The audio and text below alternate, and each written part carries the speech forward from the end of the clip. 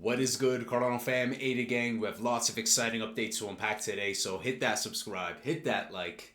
Cardano Ada 24-hour trade volume surpasses $400 million according to CoinGecko.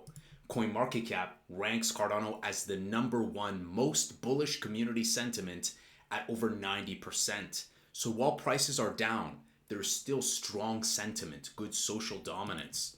Over 210,000 posts on X mention Cardano, ADA, or SNEC this week, according to Radar. Cardano Dex Wing Riders launches Basket Swap. A single transaction can now contain multiple swaps, saving time and fees for users. Great upgrades. SNEC.fun will soon launch instant trading, further enhancing the user experience of Cardano's premier meme coin launchpad. Strike Finance with perpetuals on Cardano distributes 60,000 ADA to strike holders over the last 15 days and is on track to distribute over 1.4 million ADA to stakers this year. They are crushing it when it comes to desirability, feasibility, and viability, a super important thing when it comes to dApps in the ecosystem and just business in general. And furthermore, DeFi Llama, world's largest DeFi TVL aggregator, ranks Strike Finance as number 8 right now, most revenue over the past 7 days for derivative protocols. And that's alongside Jupiter. Big names in more or less a month since mainnet launch. So I'm very happy, very grateful to see Strike Finance doing a fantastic job in the Cardano ecosystem. Lovely.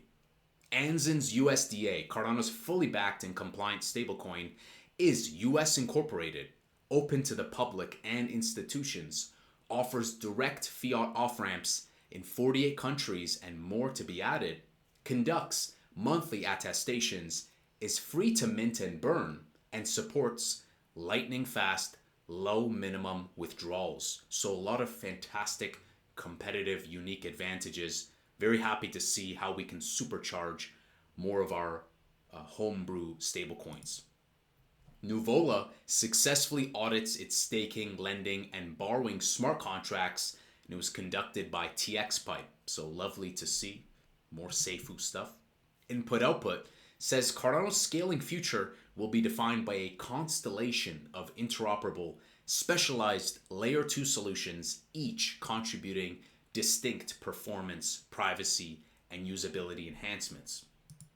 They go on to say that Laos is designed as a scalable extension of Praos, maintaining its security while significantly enhancing transaction throughput. This design incorporates a tunable parameter for scalability and aims for efficient resource utilization. I love this because Charles has mentioned about that knob and be able to crank it up. And this way, we kind of have a modular approach that we can crank up scalability as we see fit, but also efficient resource utilization is great because it's very democratic and that encourages more decentralization with more participation when the barrier to entry is low.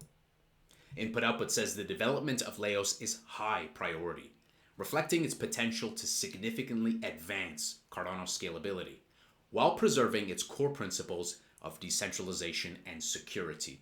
And that's why it's been taking also a long time. And it's a difficult feat to pull off. It's not easy to address the trilemma: decentralization, speed, security, right? But Cardano is pulling it off. And this is also why one of the many reasons network effect organic community that the modern investor with over 250,000 subscribers on YouTube says there's a huge amount of attention being paid to XRP, ADA, Bitcoin, and DeFi. I hold those three, right? ADA is my biggest bag, then it's Bitcoin, then it's XRP. It's a pretty quiet day when it comes to news. Cryptos are us with a nice insight.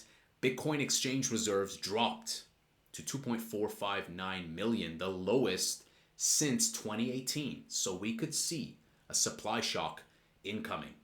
With supply drying up and price pushing past 107K, the squeeze is setting up. So if we do enter the range 51, 52 cents, I will gladly buy more. I have my stablecoins ready for either. It's good to hedge against both sides of risk, you know what I'm saying? I don't think we're going to go below 51 cents. I think we'll establish more and more of kind of higher lows.